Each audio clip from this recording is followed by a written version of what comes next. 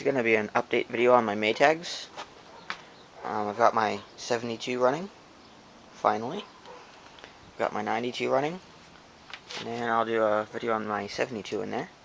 I mean my 82 in there. I'm going to start up the 72 first. I was still messing around with the magneto. I thought it was bad, but it was actually just the points. But I already hooked it up for battery ignition, so I'm just running it like that right now.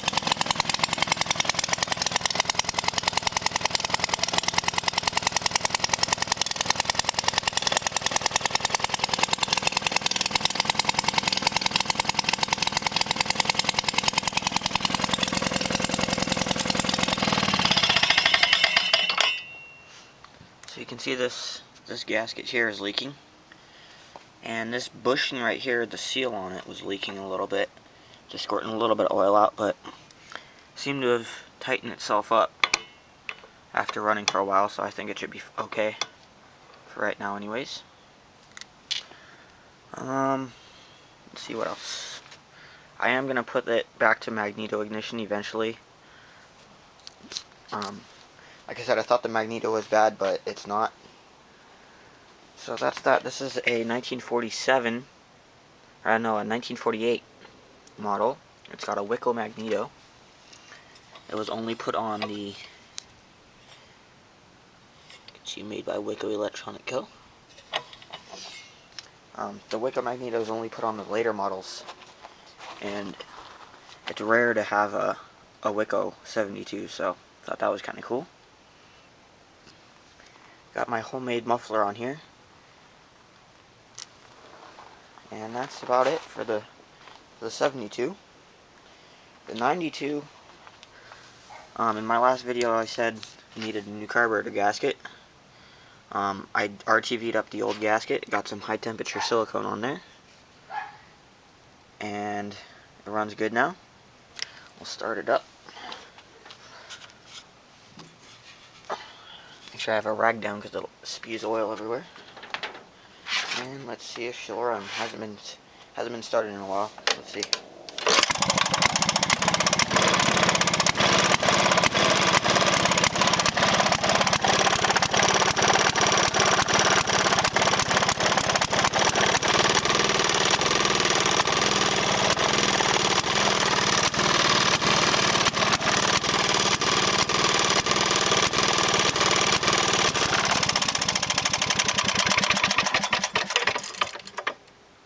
I don't know what that's all about.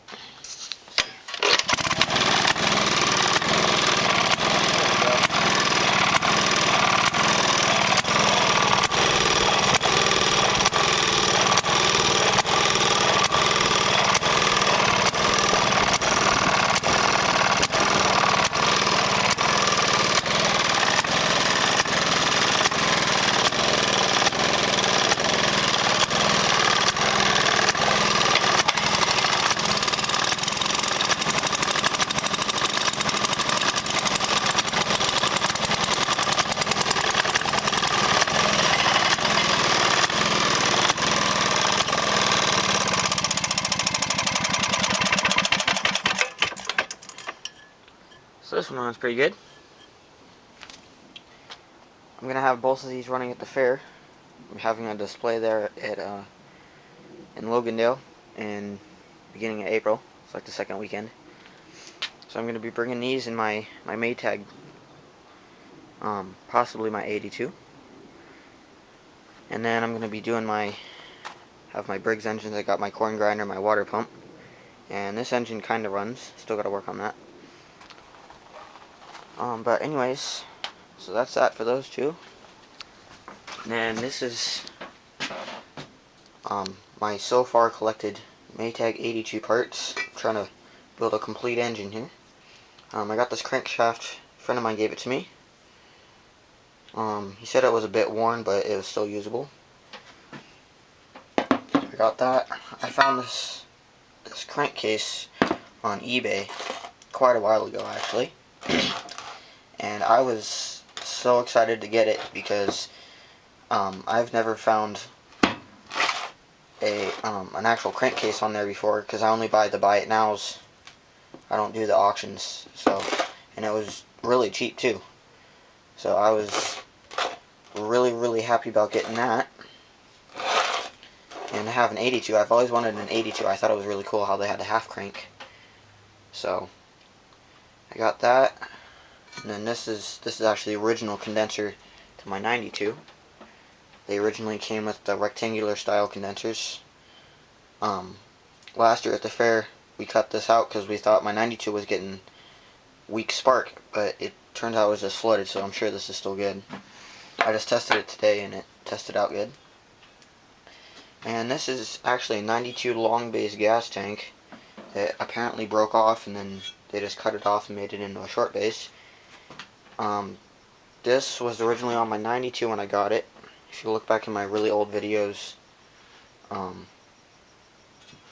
had that on there. I thought it was a short base, but it's not. It's just a cut down long base.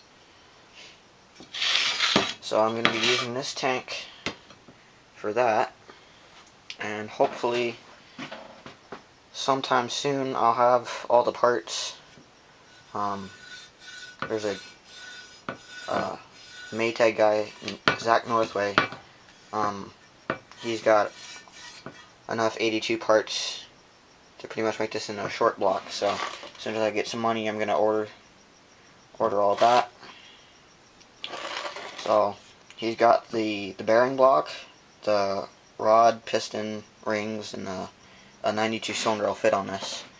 So then I'll have that. I'll try and get a top plate and a deflutter, and then I'll just have to put a flywheel on it, and that'll be that. It'll be really cool to have an 82. So yeah, that's basically my Maytag collection. I've also got the washing machine over here. It's a 1928 Model 92 washer, which I think is kind of funny because I got this after I was given my 1928 Model 92 engine. So eventually I'm going to get this out and get it going. Really the only thing it needs is this part. Can't really see it right here, but the rod, the actuator rod for the agitator broke off.